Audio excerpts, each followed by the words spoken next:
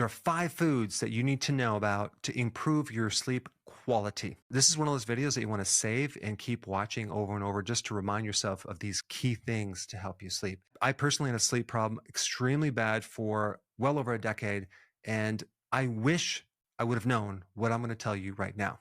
The big thing about sleep is to optimize a hormone called melatonin. Melatonin is a hormone that helps you go to sleep and get into some of these deep, restful waves of sleep. More importantly than boosting melatonin, it's important to know how to avoid things that reduce your melatonin. The first thing has to do with your temperature in your room.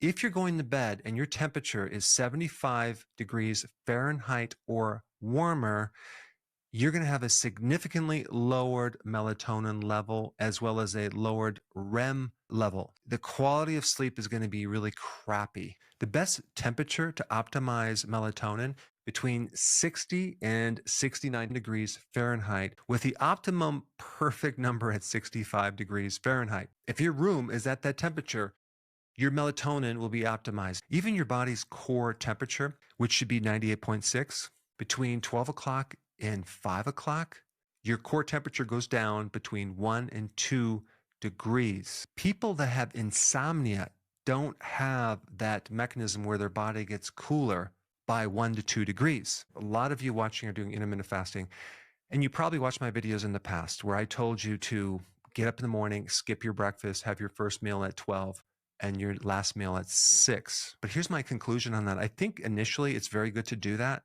especially if you're trying to lose weight and you're trying to correct insulin resistance, because here you are, you fasted all night, might as well ride the wave, go as long as you can, and then have your first meal. But after you do it for a period of time, let's say you do this for over a year or even 6 months, and you kind of correct this insulin resistance, you may want to experiment to have your first meal in the morning and your second meal at lunch, and maybe not even have a dinner, because one thing that will disrupt your sleep is sleeping on a very large meal. What I've been doing recently, and it seems to work really good, is to have the 2 meals in the first part of the day.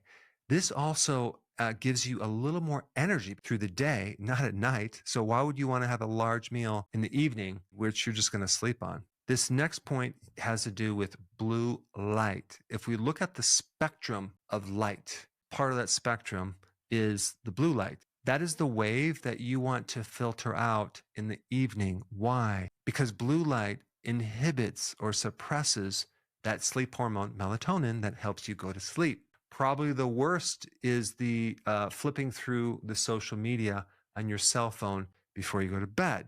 There is a big difference between the TV blue light and close-up cell phone blue light. The blue light in your cell phone is much stronger. So if you are going to watch TV at night, that's fine, but just turn the lights out around the TV so you can darken things. And if you have to be on your cell phone, you can wear these blue light filtered glasses. You have to realize that blue light not only affects melatonin, it kind of wakes you up. And blue light also messes with your eyes. It can create damage in the eyes. So just be aware of blue light. Turn the lights down a little bit as it gets later in the day. Another way to build up your melatonin is through exposing yourself to the actual sun during the day. The vitamin D from the sun can also help indirectly increase your melatonin and your sleep cycles.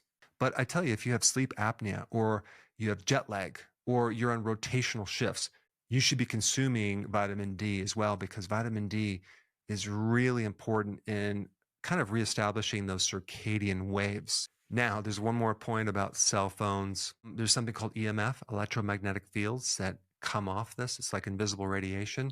Just as a very side note, I will do a full video on this, but this is the device that I use. It's the Trifield. So you can turn this on and start testing the exposure to various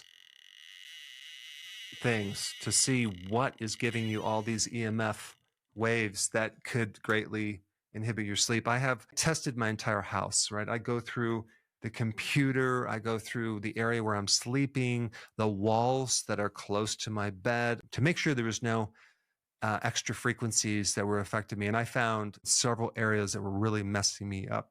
And one was just in the back wall where my head was on the headboard. The wires were crossed. So I had an electrician come in there and fix that. And that created a huge improvement in my arrhythmias that I had. I started getting palpitations in my heart. And I felt like when I went to sleep, it was like my heart was like working harder. And it was those EMF waves. Amazing. There's a few more things that inhibit melatonin: alcohol, caffeine, nicotine, medications, especially the antidepressants. And also a high carb diet will inhibit the melatonin. And if you exercise like 3 hours before you go to sleep. All right, now let's get to the 5 foods that can help you increase melatonin. The first food we're going to talk about is tart cherries. Okay, now there's 2 different studies that I looked at. One was tart cherry juice, like 1 ounce before bed, and the other one was just consuming tart cherries twice a day. With tart cherries, there actually is melatonin in there. There's also something called tryptophan. Tryptophan turns into serotonin, which then turns into melatonin, apparently giving some people 84 more minutes of sleep in a study that was done with people over age 50.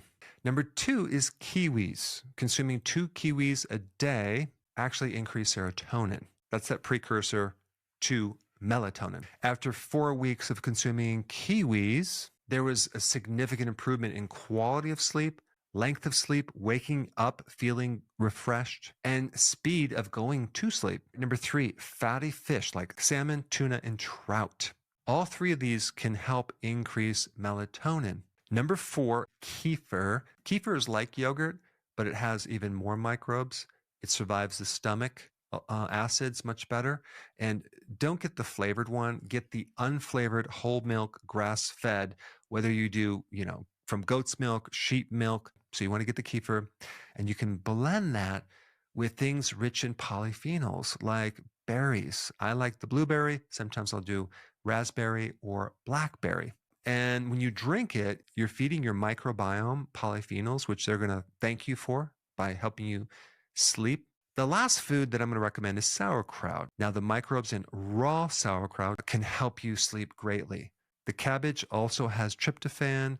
It has things to help your gut. It also increases something called GABA. GABA is a kind of a neurotransmitter that calms you down. It's going to help you sleep. And as we age, our GABA goes down. Sauerkraut has certain properties that help you reduce stress and cortisol. Sauerkraut also has vitamin C that's been associated with better sleep. And lastly, don't forget about your breathing while you're sleeping. Breathe in slowly and breathe out slowly through your nose. So just by focusing on the breathing can kind of pull you out of the sympathetic stress state. So I have videos on that as well. In fact, that might be a really good one to watch right now. I'll put it up right here. Check it out.